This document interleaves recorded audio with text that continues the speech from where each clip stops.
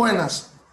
En la sesión de hoy vamos a abordar, tal cual se indica allí en la lámina de presentación, la pregunta. Vamos a abordar la pregunta, la problemática sobre cambio de calificación oficiosa por el juez en la audiencia de imputación.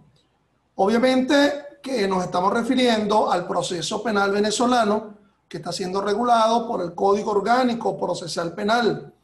Esa audiencia de imputación que está normada en los artículos 236 y 372 del COP y ahora también en la sentencia 537 del 7 de julio, del 17 de julio de 2017.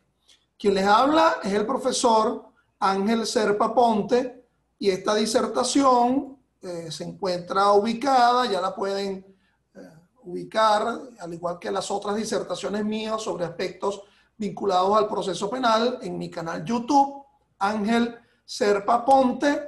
Pretendemos abordar 2 sesiones semanales sobre aspectos puntuales, problemáticas puntuales del proceso penal venezolano, tanto en su aspecto adjetivo como en su aspecto procesal. Bueno, mis estimados, es decir, ¿dónde estamos ubicados en este momento?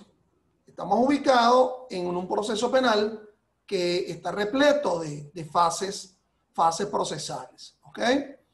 Y cuando hablamos de la audiencia de imputación, nos estamos refiriendo a esa audiencia medular esencial de la fase preparatoria del proceso penal venezolano.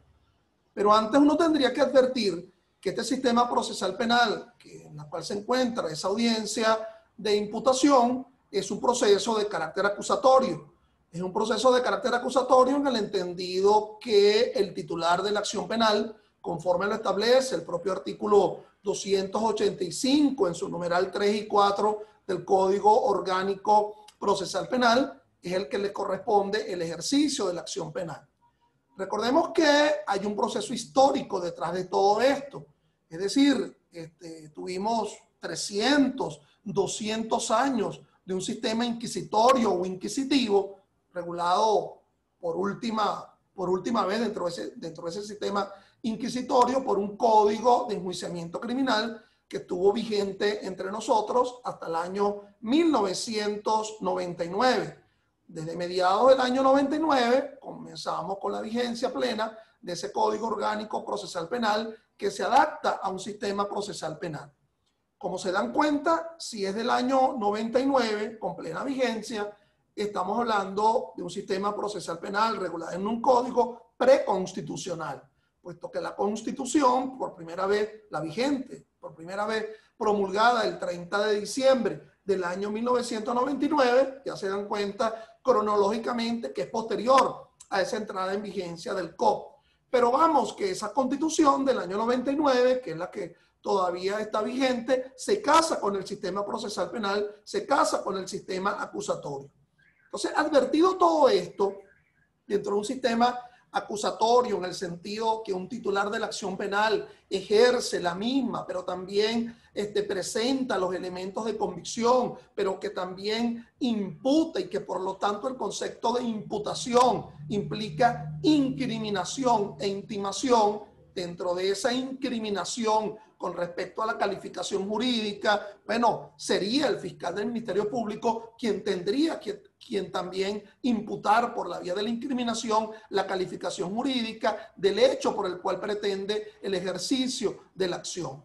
Bajo este prisma formal, novedoso, genérico, pareciera que la respuesta ante la pregunta ya está dada, pues. Es decir, no de entrada, ese juez no tendría por qué asumir, cambiar una calificación distintiva en la llamada audiencia de imputación, puesto que si ese sistema, el sistema donde se ubica esa audiencia de imputación, está vinculado al ámbito acusatorio, pues le corresponderá exclusivamente al fiscal del Ministerio Público asumir el ejercicio de la acción penal en todos sus componentes, es decir, en el componente de imputación, en el componente de calificación, etc.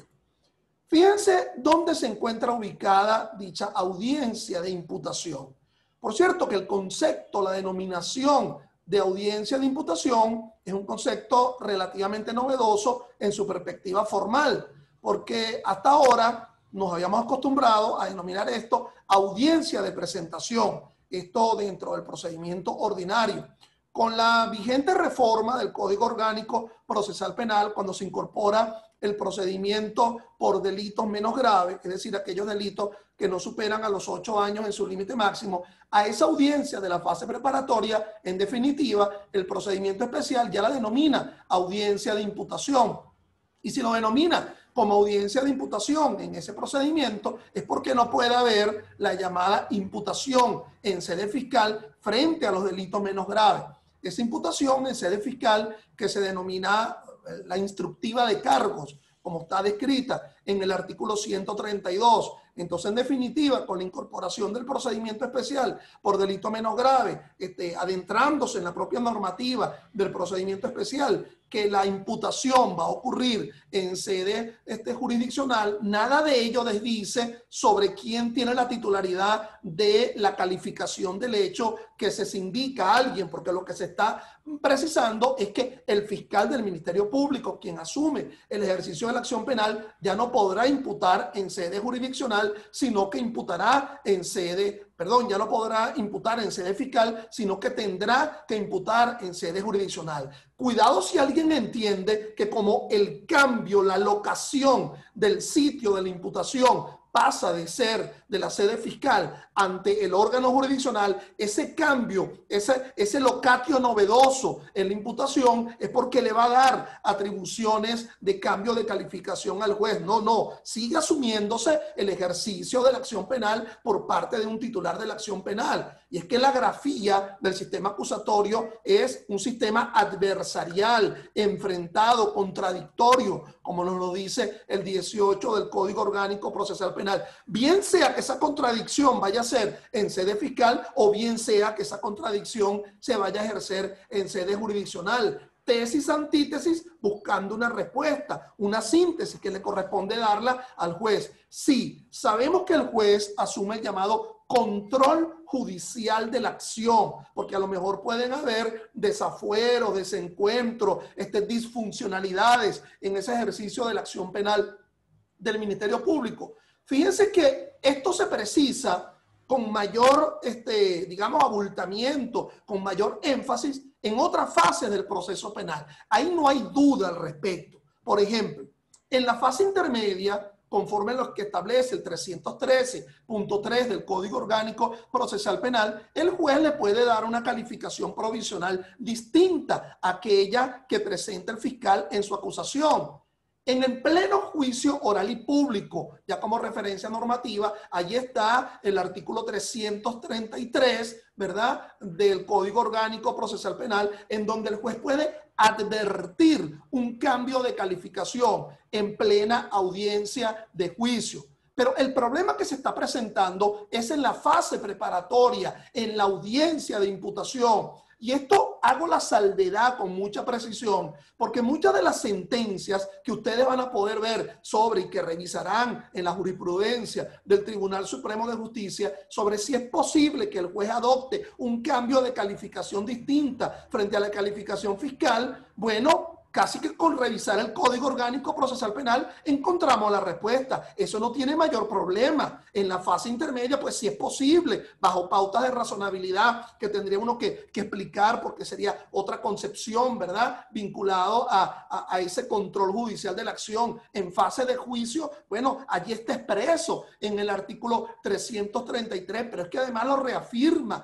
el 345 cuando nos habla de la congruencia entre la acusación calificación y la sentencia. Esa congruencia puede ser por el cambio de calificación que le haya dado el juez en la llamada audiencia de juicio. Pero de nuevo, repito, en un momento tan inicial, en un momento en donde se define un tanto cuál va a ser el hecho objeto del proceso, porque ciertamente el hecho objeto del proceso, como una manifestación de convencimiento, se va a enfocar en la acusación, pero previo a la acusación nos encontramos con una fase preparatoria que conforme al COD pretende encontrar los elementos que vayan a sustentar esa acusación. Entonces, en la sentencia 537 del 12 de julio del año 17, ya de forma definitiva, se nos indica que la imputación ya no va a poder ser en sede fiscal, sino que va a ser en sede judicial. Por cierto, cualquiera sea el delito, sea un delito menos grave, sea un delito grave, sea un delito encontrado en su comisión flagrante, sea un delito militar, sea un delito de violencia de género, sea un delito cometido por un adolescente bajo el sistema penal de responsabilidad de adolescente. Es decir, un delito que sea tanto un delito en la visión ordinaria del asunto como en la llamada jurisdicción especial. Entonces, bueno, lo que se cambia es el sitio de la imputación, pero ello nada nos indica sobre si la calificación distintiva podrá provenir de parte del juez. Reitero, mis estimados que me están escuchando, las explicaciones, los criterios del Tribunal Supremo de Justicia sobre la permisibilidad del cambio de calificación en fase intermedia o en fase de juicio no responden el problema que nos ocupa, porque de nuevo, repito, la referencia normativa se muestra palpable en el 313.3, en el 333 del Código Orgánico Procesal Penal, ¿ok? Y que sería un asunto, sería una harina de otro costal abordar sobre cuáles las limitantes, las limitaciones que tiene el juez en el cambio de calificación en la fase intermedia y en la fase de juicio. Y ello porque muchas veces se escuda en esa explicación, en ese criterio, el Tribunal Supremo de Justicia, en las salas de casación penal, en la sala constitucional, ¿verdad? En la posibilidad de que en el ejercicio del iuria novi curia del juez, que a fin de cuentas el juez conoce el derecho y que por lo tanto no estaría pintado en la pared y que ese juez asume el control judicial de la acción. Bueno, perfecto. Lo que pasa es que hay un asidero normativo que lo permite, asidero normativo que no está presente, de nuevo repito, en la fase preparatoria del proceso penal venezolano. Entonces, esa audiencia de imputación tendría como una triple finalidad, a pesar de que yo coloco allí una doble finalidad. La primera finalidad es la finalidad cautelar, ¿ok? El dictado de una medida privativa, preventiva de libertad, si existe un peligro de fuga o un peligro de obstaculización procesal, pero también pudiera provenir el dictado de una medida cautelar sustitutiva, tendiendo al principio de interpretación restrictiva, de afirmación de libertad, es decir, para lo que se pretende coercionar al procesado puede perfectamente ocurrir presentándose periódicamente o bajo una medida cautelar sustitutiva, asumiéndose los conceptos de fomus, bonus, juris, periculum in mora. Hay otro tipo, ¿verdad?, de finalidad de dicha audiencia de imputación, que es la llamada finalidad procedimental, y por lo tanto saber qué procedimiento se va a adoptar en este momento, si es el procedimiento ordinario o si es el procedimiento especial. Por ejemplo, el procedimiento especial por delito menos grave, porque se está verificando que el delito por el cual se está imputando es un delito menos grave, no supera a los 8 años en su límite máximo, ni es uno de los delitos que está exceptuado conforme al artículo 354 del Código Orgánico Procesal Penal, o puede ser que se adopte como procedimiento especial el procedimiento abreviado por flagrancia, porque así fue, cómo se inició esto, así fue la aprehensión del sospechoso. Entonces, ahora bien, mis estimados, es obvio que el tema de la calificación va a permitir sustentar ambos aspectos de esta doble finalidad. Porque si estoy de acuerdo que lo que se cometió fue robo, obviamente que es un delito grave.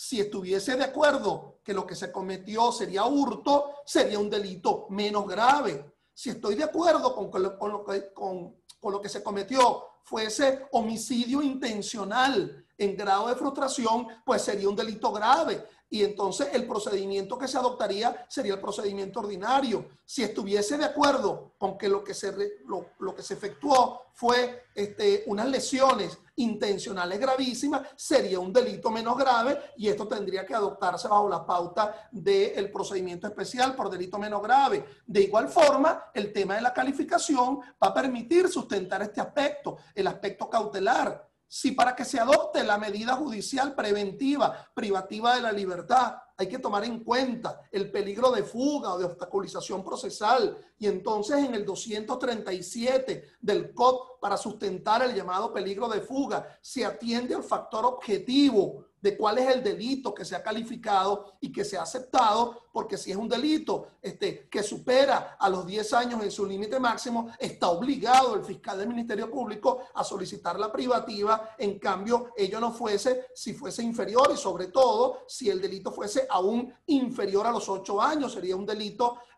menos grave, y estaría obligado el juez a solamente dictar una medida cautelar sustitutiva. Pero es que también en el 237 se nos habla de pena eventual, magnitud del daño causado. Es decir, el tema de la calificación en un momento tan inicial no es un simple asunto baladí, es decir, es un asunto de importancia pivotal para los dos extremos de dicha audiencia de imputación, antiguamente denominada audiencia de presentación. Bueno, ya sabemos lo que va a ocurrir en el desarrollo de esa fase preparatoria. Esa fase preparatoria, bueno, debe concluir de alguna forma con la presentación de algún acto conclusivo. Esa presentación, ese acto conclusivo, podría ser el dictado el decreto de archivo fiscal o la solicitud fiscal de sobreseimiento, o definitivamente la presentación de una acusación pública.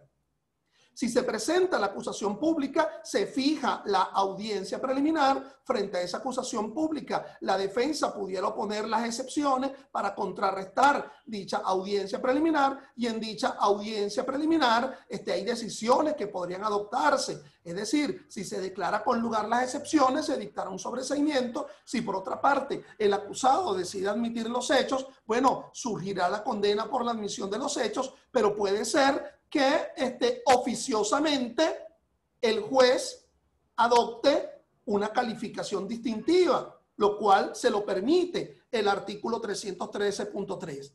Es decir, mis estimados, como están viendo en el gráfico, no es la misma explicación la que permitiría que el juez cambie la calificación aquí, en esta señora, en la audiencia preliminar de la fase intermedia, como la posibilidad de que ese cambio de calificación pudiera ser dado en la llamada audiencia de imputación. Ahora bien, empecemos a darle un tanto de respuesta al asunto.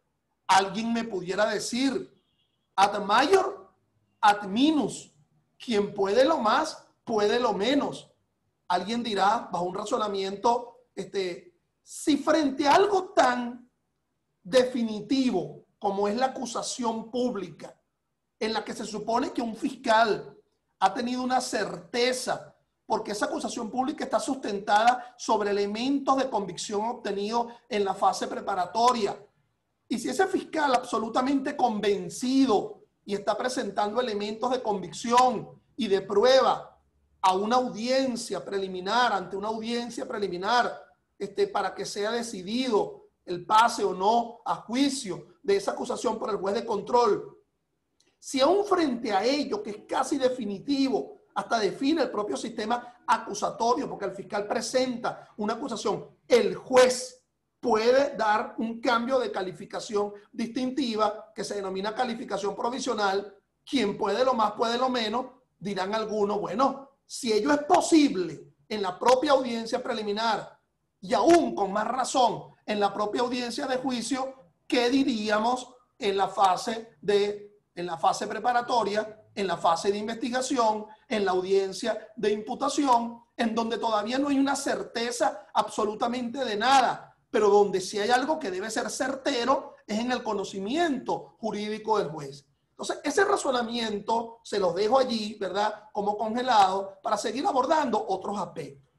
Los otros aspectos, obviamente, es que, de nuevo, reitero, esto se ubica, este sistema procesal penal, dentro de un sistema acusatorio precisado, ratificado por la propia Constitución.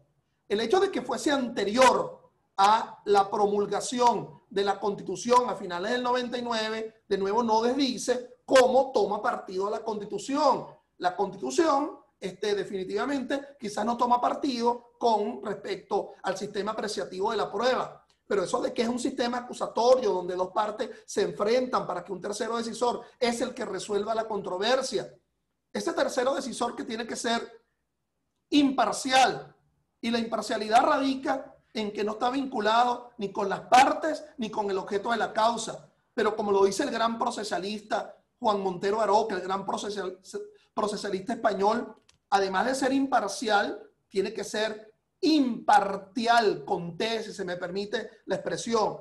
Es decir, no asumir las cargas procesales de las partes. Entonces, ello se reitera, de nuevo, como lo establece la propia Constitución. Allí está el 285, numeral 3 y numeral 4. Le corresponde al Ministerio Público ordenar y dirigir la investigación penal de la perpetración de los hechos punibles para hacer constar su comisión con todas las circunstancias que puedan influir en la calificación. Entonces, fíjense que atribución, calificación, aquí está, 285, son atribuciones del Ministerio Público y dentro del numeral tercero esboza la calificación y responsabilidad de los autores o las autoras y demás partícipes. Y el 4 lo reitera, ejercer en nombre del Estado la acción penal en los casos que para intentarla o proseguirla no fuera necesaria instancia de parte. Recordemos que cómo se desglosaría ese ejercicio de la acción penal. Bueno, a ese fiscal le corresponde imputar, le corresponde solicitar coerción, le corresponderá probar, le corresponderá propiciar una sentencia en internamiento como atribuciones vinculadas al fiscal del Ministerio Público. Pero además, ello lo reitera el propio Código Orgánico Procesal Penal. Ahí está el 11 del COP. La acción penal corresponde al Estado a través del Ministerio Público, que está obligada a ejercerla, salvo las excepciones legales. De ahí saltamos al artículo 111. Y ustedes dirán, pero profesor, ¿por qué está saltando dentro de la lámina el artículo 13? Bueno, porque ese artículo 13 sería como una especie de abogado del diablo, es decir, lo que permitiría asumir la otra concepción del asunto. 111. Corresponde al Ministerio Público en el proceso penal imputar al autor o autora o partícipe del hecho. Si asumimos que la imputación se divide en intimación e incriminación, y incriminación es señalamiento del hecho y de una calificante jurídica, y la intimación sería la presentación de los elementos de convicción, bueno, se reitera que ese cargo, como lo dice la Constitución, presentación de un cargo, conocimiento oportuno del cargo, pasa porque el fiscal del Ministerio Público también asuma la presentación de dicha calificante. Además de ello, fíjense que el 236, que es lo que regularía la audiencia de imputación, reitera el asunto.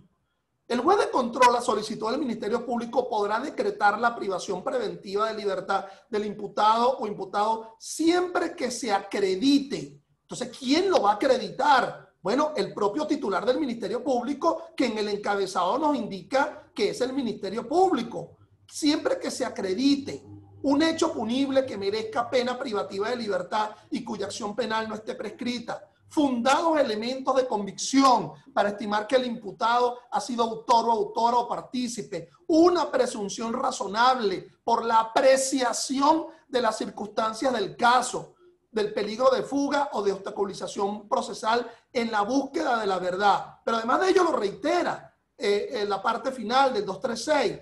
Dentro de las 24 horas siguientes a la solicitud fiscal, el juez o jueza de control resolverá respecto al pedimento realizado. Entonces, el pedimento ha de provenir de parte del titular de la acción penal en la noción de imputación. O sea, acreditar el hecho, como ese hecho se ascribe con respecto a un derecho, es decir, la quaestio facti, la quaestio iuris y la quaestio probatio. Entonces, bueno, esto, ¿verdad?, de las atribuciones dentro de un sistema acusatorio en cabeza de cada uno de esos que intervienen en ese proceso penal y que por lo tanto se denomina sistema acusatorio precisamente por ello, porque es adversarial, porque es contradictorio. Bueno, lo reitera una sentencia que yo nunca me canso de ilustrar, siempre no me canso de mencionar, porque es una sentencia, digamos, un leading case, como se dice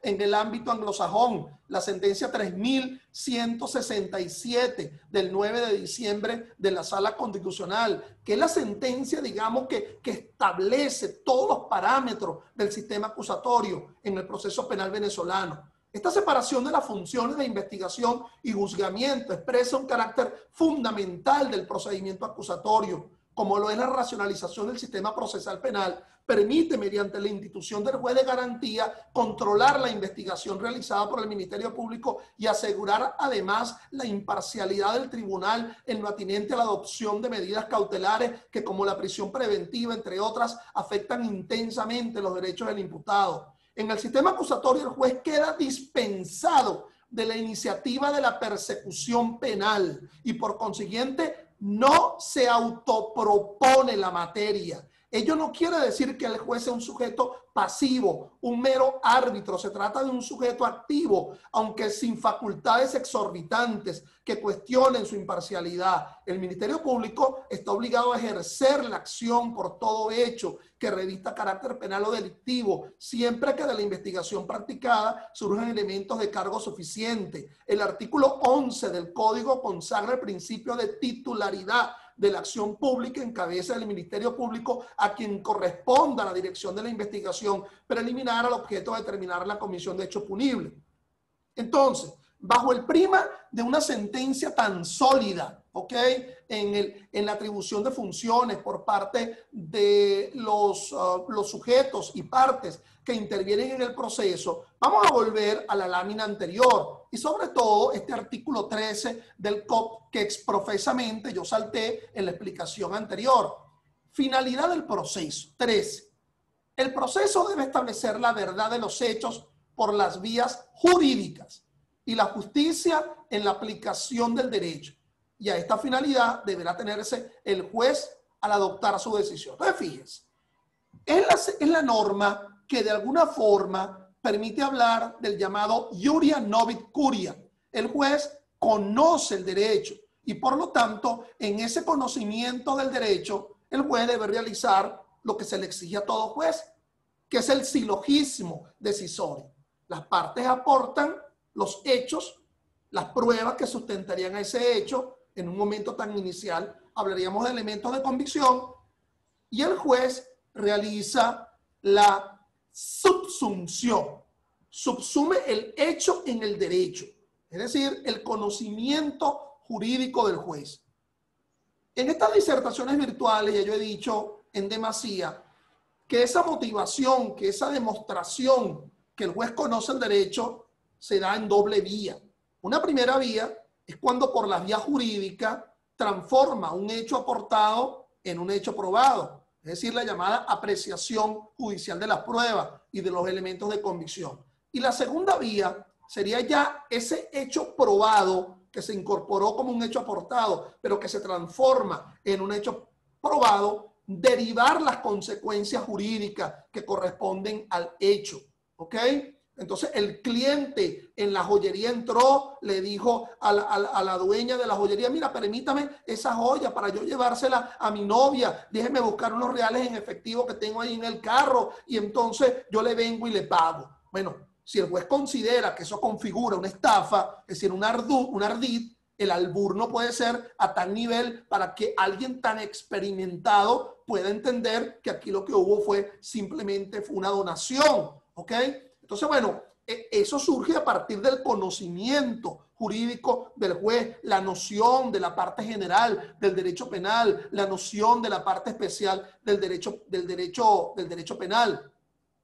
Entonces, fíjense, ello que queda tan preclaro, bueno, fue transformado por la Sala Constitucional. A ver, mis estimados, yo aquí hice un ejercicio de barrido, ¿ok?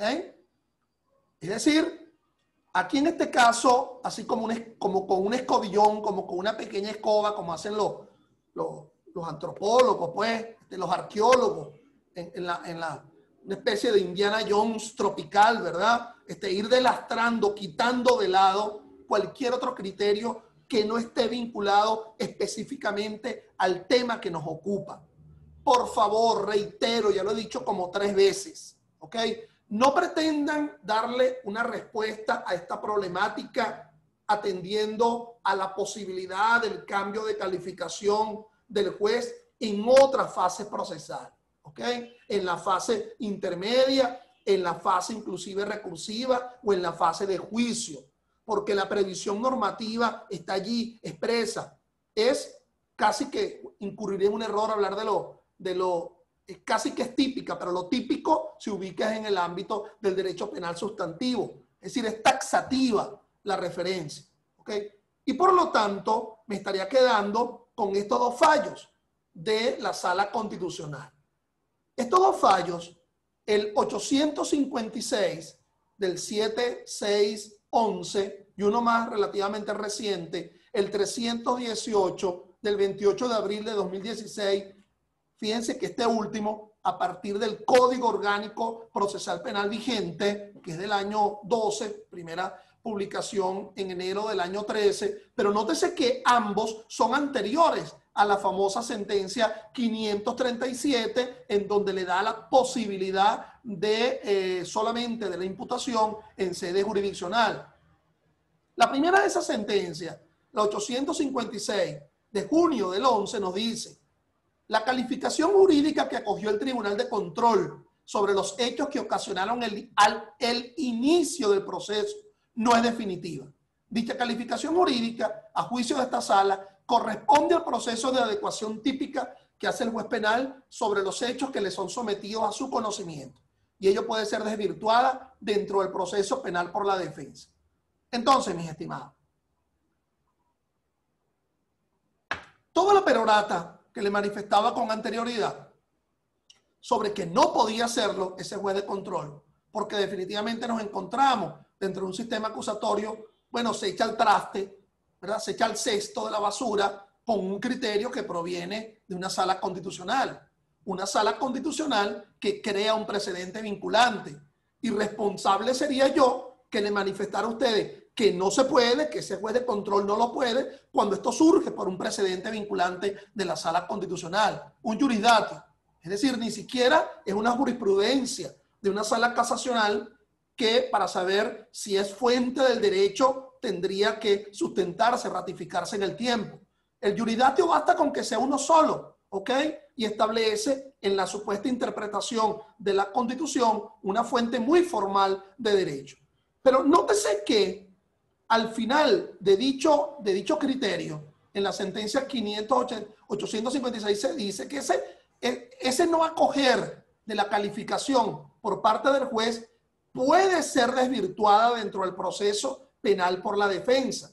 Bueno, como queriendo decir, si el juez no acepta la calificación, bueno, de inmediato tiene los medios ordinarios que pueden cuestionar ese inadecuado ejercicio del control judicial de la acción. Ahí te queda la posibilidad de la apelación de autos frente a decisiones dictadas en la fase preparatoria. Te queda la posibilidad, conforme al 30, ¿verdad?, de las excepciones en la fase preparatoria. Mucho cuidado con abordarlo por la vía del amparo, porque ya es suficiente criterio por parte de la Sala Constitucional, en el sentido que por vía de amparo no se puede cuestionar una calificación jurídica dada por un juez, dada la posibilidad de interpretación judicial que asume el juez. Es decir, más sería por la vía de los medios ordinarios, además que si no acude, que si teniendo los medios ordinarios acudes al amparo, la posibilidad de la inadmisión va a surgir al rompe. La otra sentencia es la 318, un poquito mucho más cercana, del año 16. En potestad de los tribunales penales, cuando conocen un acto procesal, determinar la calificación jurídica de los hechos que les son sometidos a su conocimiento, tomando en cuenta para ello los alegatos esgrimidos por las partes y las diligencias de investigación o medios probatorios que éstas aporten al proceso penal. En la determinación de la calificación jurídica, que no es más que la ejecución de la adecuación típica, los jueces penales están en el deber de señalar en forma fehaciente cuál es la calificación jurídica que consideran que existe en el proceso penal, por lo que en ese proceso de adecuación típica pueden apartarse de la calificación jurídica establecida por el Ministerio Público previo análisis de la diligencia de investigación o los medios probatorios aportados por la parte. Ahora bien, la calificación jurídica señalada por los jueces penales en la fase preparatoria del proceso penal, reitero, no está hablando de la fase intermedia. Recuerden que con la fase intermedia se inicia conforme al 309 y al 156 del COD con la presentación de la acusación pública, ya sea por los juzgados de control o por las cortes de apelaciones, con lo cual también te permite que si esa corte de apelaciones lo que esté resolviendo un recurso presentado en la fase preparatoria, esa corte de apelaciones también podría darle una calificación distintiva a la que pretende el fiscal del Ministerio Público en atención a el Iuria Novi Curia. Cortes de apelaciones que conocen alguna incidencia en esa fase ostenta el carácter de provisionalidad, dado que la investigación que lleva a cabo el Ministerio Público puede resultar una modificación esencial de los hechos investigados y ergo de la calificación jurídica que fue atribuida con anterioridad dentro de la fase. Con lo cual, la posibilidad del llamado rebus sic stantibus, la llamada variación de la condición procesal, se muestra obvia en el sentido que a pesar de ese cambio de calificación, de esa no adopción de la calificación presentada por el fiscal del Ministerio Público por parte del juez, los hechos pueden variar en el desarrollo de la fase preparatoria. Y en el desarrollo de la fase preparatoria, por ejemplo, podemos encontrar la existencia de otros elementos de convicción.